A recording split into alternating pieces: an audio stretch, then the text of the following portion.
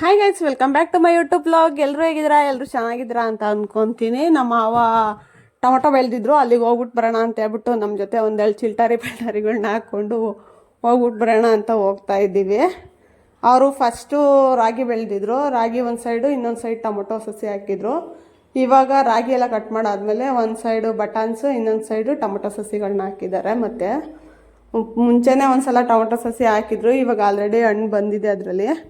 ಇವಾಗ ಇನ್ನೊಂದು side tomato ಸಸಿ ಹಾಕಿದ್ದಾರೆ. ಒಂದು ಸ್ವಲ್ಪ ಜಾಗಕ್ಕೆ ಟೊಮೊಟೊ ಸಸಿ, ಇನ್ನೊಂದು ಸ್ವಲ್ಪ ಜಾಗಕ್ಕೆ ಬಟಾನ್ಸ್ ಹಾಕಿದ್ದಾರೆ. ಬಟಾನ್ಸು ಮೋಸ್ಟ್ಲಿ ವರಮಹಾಲಕ್ಷ್ಮಿ ಹಬ್ಬದಷ್ಟೊತ್ತಿಗೆ ಬರ್ಬೋದು ಅನಿಸುತ್ತೆ. ಹೂವು ನೋಡಬೇಕು.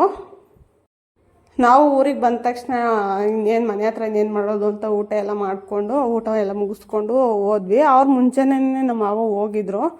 ನಮ್ಮ ಮಾವನ ನಾನು ಅಪ್ಪ ಅಂತ ಕರಿತೀನಿ. ಹೇಳಬೇಕು ಅಂತ ಅಂದರೆ ನಿಮಗೆ ಸ್ವಲ್ಪ ಗೊತ್ತಾಗಲಿ ಅನ್ನೋದಕ್ಕೋಸ್ಕರ ಮಾವ ಅಂತ ಹೇಳ್ತಾ ಇದ್ದೀನಿ ಅಷ್ಟೇ. ಅವ್ರನ್ನ ಯಾವಾಗಲೂ ನಾನು ಅಪ್ಪ ಅಂತಲೇ ಕರೆಯೋದು. ಇದು ಟೊಮೊಟೊ ಗಿಡಕ್ಕೆ ಏನು ಬಂಡವಾಳ ಹಾಕಿದ್ದಾರೆ, ಈಗ ಆಲ್ರೆಡಿ ಒಂದು 3 ಸಲ ಕಿತ್ತು ಅದು ಬಂಡವಾಳ ಏನಿತ್ತು ಅದನ್ನು ತೆಗೆದಿದ್ದಾರೆ. ಇನ್ನೇನಿದ್ರು ಮುಂದೆ ಇನ್ನೇನೇ ಇದರಲ್ಲಿ ಲಾಭ ಬಂದರೂ, ದುಡ್ಡು ಬಂದ್ರೂ ಆ ಅಮೌಂಟೆಲ್ಲ ಪೂರ್ತಿ ಲಾಭದ ದುಡ್ಡೇ. ನೋಡಬೇಕು ಎಷ್ಟು ಲಾಭ ಬರುತ್ತೆ ಏನು ಅಂತನ.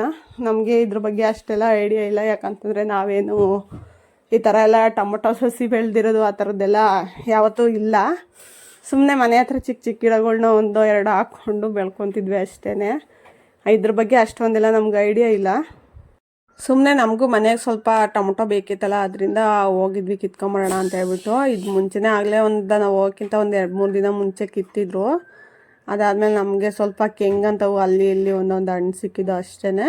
ಇದು ಸ್ವಲ್ಪ ಜಾಸ್ತಿ ಆಲ್ರೆಡಿ ಕಿತ್ತಿದ್ರಲ್ಲ, ಅದರಿಂದ ಅಷ್ಟು ಕಾಣಿಸ್ತಾ ಇದೆ. ಇನ್ನು ನೆಕ್ಸ್ಟ್ ವ್ಲಾಗ್ ಇನ್ನೊಂದು ಮಾಡ್ತೀನಿ, ಅದರಲ್ಲಿ ನಿಮಗೆ ಹಣ್ಣು ಎಷ್ಟು ಸಿಕ್ಕಿದೆ, ಏನು ಅದ್ರ ರೇಟ್ ಎಷ್ಟಿದೆ, ಇವಾಗಿನ ಒಂದು ಕ್ರೇಟ್ಗೆ ಎಷ್ಟು ಟೊಮೊಟೊ ರೇಟ್ ಇದೆ ಅಂತ ಎಲ್ಲ ನಾನು ನೆಕ್ಸ್ಟ್ ವಿಡಿಯೋದಲ್ಲಿ ನಾನು ನಿಮಗೆ ಹೇಳ್ತೀನಿ.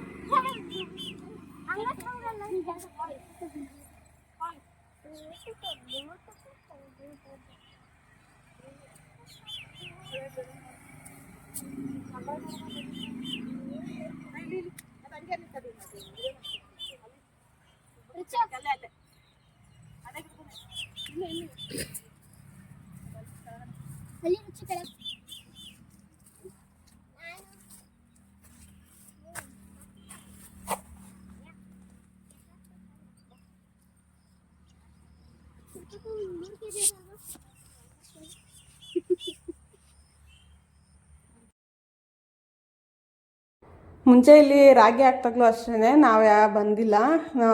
ರಾಗಿ ಮತ್ತು ಟೊಮೊಟೊ ಸಸಿ ಹಾಕ್ದಾಗ ಎಲ್ಲ ನಮ್ಮ ಮಾವನೇ ನೋಡ್ಕೊಂಡಿದ್ದಾರೆ. ನಾವಿಲ್ಲಿ ಏನೇ ಕೆಲಸ ಇದ್ರೂ ಬರೋದಿಲ್ಲ. ಯಾವಾಗಾದರೂ ಊರ ಕಡೆ ಬಂದಾಗ ಈ ಥರ ಒಂದ್ಸಲ ಹಿಂಗೆ ಬಂದ್ಬಿಟ್ಟು ಹೋಗ್ತೀವಿ ಅಷ್ಟೇ. ಏನೇ ಕೆಲಸ ಇದ್ರೂ ಅಲ್ಲಿ ಹನುಮಂತಣ್ಣ ಅಂತ ಅಲ್ಲಿ ನಿಂತಿದ್ದಾರಲ್ಲ, ಅವ್ರು ನೋಡ್ಕೊತಾರೆ. ನನ್ನ ಮಗನ ಎತ್ಕೊಳಕ್ಕೆ ಇವರಿಬ್ರು ಹೆಂಗೆ ಕಿತ್ತಾಡ್ತಾವ್ರು ನೋಡ್ರಿ. ನಾನು ಎತ್ಕೊತೀನಿ ಅಂತ. ಇನ್ನು ಟೊಮೊಟೊ ಎಲ್ಲ ಬಿಡಿಸ್ಕೊಂಡು ಇನ್ನು ಮನೆ ಕಡೆ ಹೋಗೋಣ ಅಂತ ಹೇಳ್ಬಿಟ್ಟು ಹಂಗೆ ಒಂದು ರೌಂಡ್ಸ್ ಹಾಕ್ಕೊಂಡು ಹೋಗೋಣ ಅಂತ ಹೋಗ್ತಾ ಇದ್ದೀವಿ. ನೋಡ್ತಾ ಇರ್ಬೋದು ಇಲ್ಲಿ ಬಟಾನ್ಸ್ ಎಷ್ಟು ಚಿಕ್ಕ ಚಿಕ್ಕ ಗಿಡಗಳು ಅಂತಂದರೆ, ಇಷ್ಟು ಚಿಕ್ಕ ಗಿಡಗಳು ಅದು ಹೆಂಗೆ ಹಾಕಿದ್ರೆ ಏನೋ ಗೊತ್ತಿಲ್ಲ ನನಗಂತೂ. ಒಂದು 4-5 ಎಲೆ ಇರೋದು ಹೆಚ್ಚು ನನ್ನ ಗಿಡದಲ್ಲಿ. ಇಂಥ ಗಿಡಗಳ್ನ ಹಾಕಿದ್ದಾರೆ.